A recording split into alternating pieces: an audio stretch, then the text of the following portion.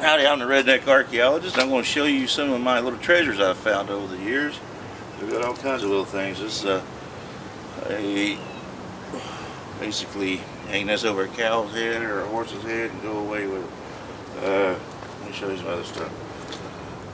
We have an empty case, a watch, 1860s watch. Basically, there's no inside, so we do have that. 45 shells, all kinds of silver. There's silver, lots of silver. You can see the silver little things here. Candle holders, all silver, just tarnished. That's not been cleaned. This is for drinking brandy, cognac, or whatever. There's a whole set of this with a plate.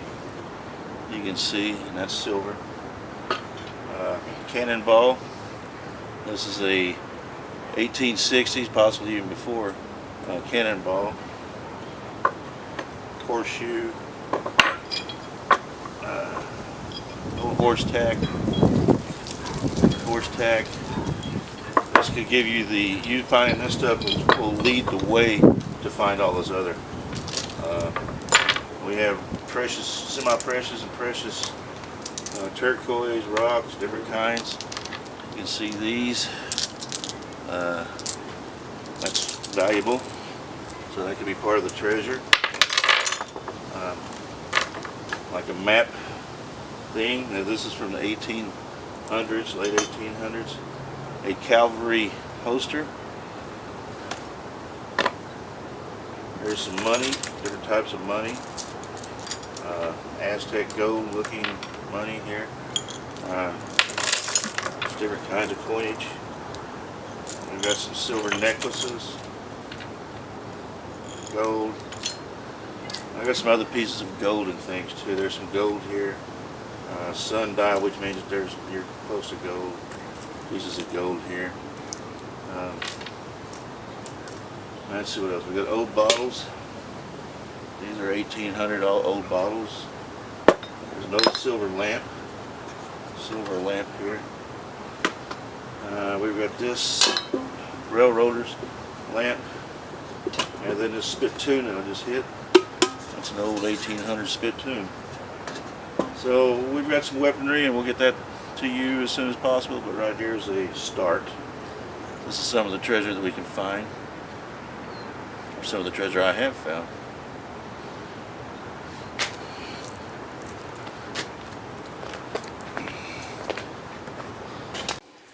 And this was used by the Confederates. It never was issued to the federal troops.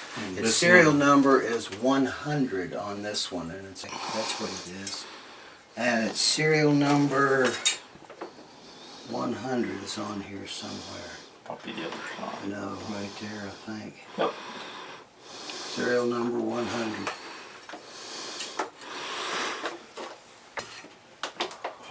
This is an artillery officer's sword.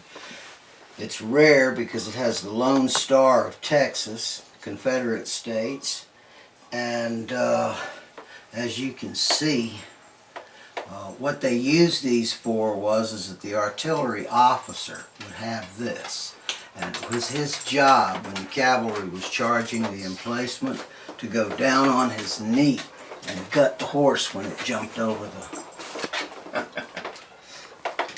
This mini ball, as you noticed, has a base, a conical base in there. That shows that the powder charge exploding to propel the bullet will expand the edge of the bullet into the rifling on the barrel, allowing it to gather turn. People nowadays would say, well gosh, what'll those big chunks of lead do to you if it hits you? Well, I have a pair of mini balls. This one has not been fired, and this one has.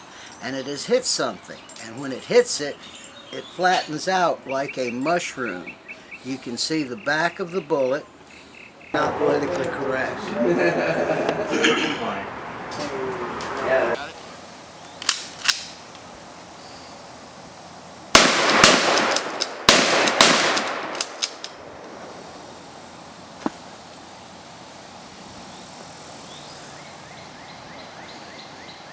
Okay. Okay. What can you tell me about these bottles? These bottles were dug up from around Fort Pulaski in Georgia in the 1960s. These are medicine bottles that were used very, very commonly before, during, and after the Civil War. Usually they had cork stoppers in them. Whenever the guys would drink their laudanum or whatever it was, they'd take the bottle and pitch it over the wall of the fort. Sometimes they landed in the moat, sometimes they landed in the grass outside. All of these bottles here were found in the grass on the far side. Normally when they threw them like that, the bottles broke because of glass manufacturing back then. But these came from Solomon's Drugstore out of Savannah, Georgia. They were made on the premises. And I've got a collection, and I had these of graduated sizes, and I thought that y'all might like to have some of those for the museum. Oh, I think they would definitely be definitive of the time.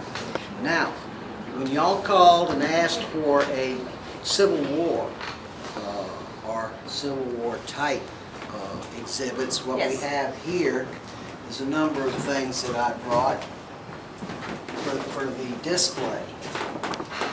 This is a rifle musket. As you can see here, it says Springfield rifle, and it's dated 1848. This one was probably a militia weapon that was rebarreled from a 69 caliber to a 58 caliber for the Federal Army. Okay. And it was It's in pretty good shape. yeah, it's in pretty good shape. We have a bayonet, typical of the type of bayonet that goes on these. Okay.